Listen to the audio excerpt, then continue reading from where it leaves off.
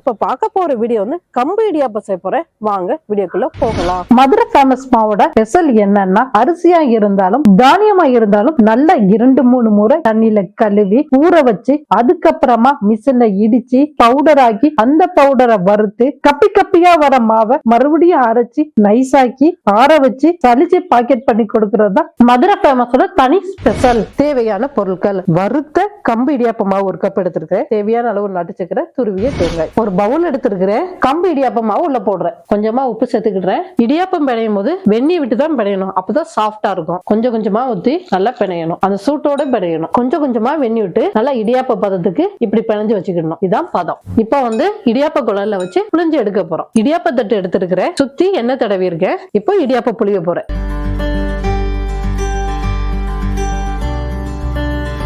Stove on பண்ணி இட்லி பாத்திரத்தை வச்சிருக்கிறேன். 3 கிளாஸ் தண்ணி ஊத்தி வச்சிருக்கிறேன். தண்ணி நல்லா கொதிச்சிருச்சு. பிழிஞ்சு வச்சிருக்கிற கம்பு மாவை உள்ள வைக்கிறேன். இட்லி தட்டு மூடி வச்சு நல்லா மூடிக்கணும். 10 நிமிஷத்துல இடியாப்பம் ரெடி ஆயிரும். ஆவி நல்லா வந்துருச்சு. இடியாப்பம் நல்லா அவிஞ்சிருச்சு. கம்பு இடியாப்பம் ரெடி ஆயிடுச்சு.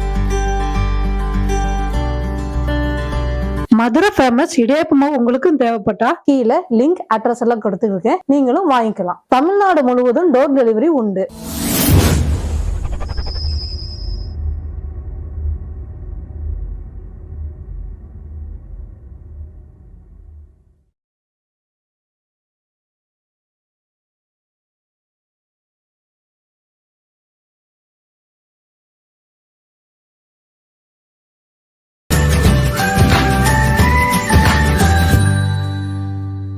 ஹாய் வியூவர்ஸ், இப்ப பார்க்க போற வீடியோ வந்து கம்பு புட்டு செய்ய போறேன். வாங்க வீடியோக்குள்ள போகலாம். கம்பு புட்டுக்கு தேவையான பொருட்கள்: வறுத்த கம்பு புட்டு மாவு 1 கப்பு, நாட்டு சக்கரை தேவையான அளவு, உப்பு தேவையான அளவு, தேங்காய் தேவையான அளவு. மதுரை ஃபேமஸ் வறுத்த கம்பு புட்டு மாவுல என்னென்ன பொருட்கள் சேர்த்திருக்காங்கன்னு இப்ப சொல்றேன். கம்பு சேர்த்திருக்காங்க, வறுத்த அரிசி சேர்த்திருக்காங்க. 1 கப் கம்பு புட்டு மாவு உள்ள சேர்த்திருக்கேன். தேவையான அளவு உப்பு சேர்த்துக்கணும். தண்ணி விட்டு கொஞ்சம் கொஞ்சமா பிணைஞ்சிட்டு இருக்கணும். புட்டு பதத்துக்கு பிணையணும். கொஞ்சம் கொஞ்சமா தண்ணி விடணும். இப்படி கட்டி பிடிக்கும். கட்டியெல்லாம் நல்லா உதுத்து விட்டுக்கிடுங்க.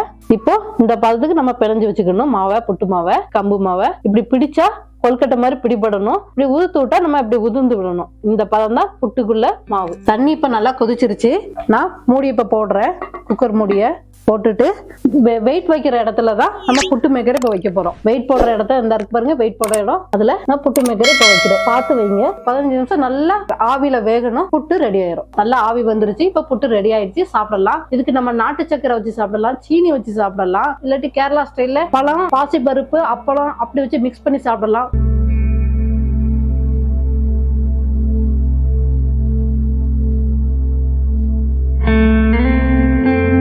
மதுரை ஃபேமஸ் இந்த ப்ராடக்ட் உங்களுக்கு வேணும்னா கீழே லிங்க் அட்ரஸ் எல்லாம் கொடுத்துருக்கேன். நீங்களும் வாங்கிக்கலாம். இந்தியா முழுவதும் ஆன்லைன் டெலிவரி உண்டு. நன்றி, வணக்கம்.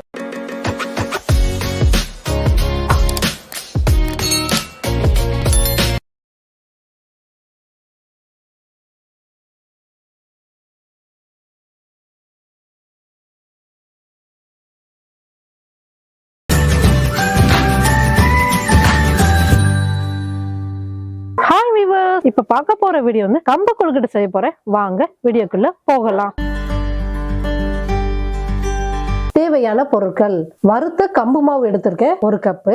தேவையான அளவு மண்டவெல்லம். ஸ்டவ் ஆன் பண்ணிக்கிடுறேன். 1 கிளாஸ் தண்ணி விட்டுக்கிடுங்க. அப்புறம் மண்டவெல்லம் உள்ள போடுங்க.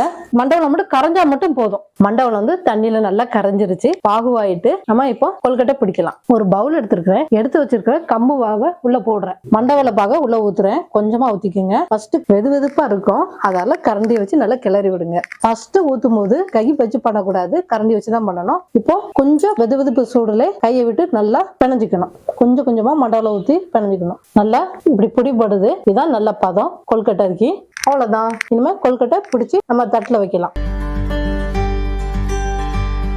ஸ்டவ் ஆன் பண்ணிக்கிறேன். ஒரு இட்லி பாத்திரத்தை வச்சிருக்கிறேன். 4 கிளாஸ் தண்ணி ஊத்தி இருக்கிறேன். தண்ணி நல்லா கொதிச்சிருச்சு. பிடிச்சு வச்சிருக்கிற கம்பு கொழுக்கட்டையை உள்ள வைக்கிறேன்.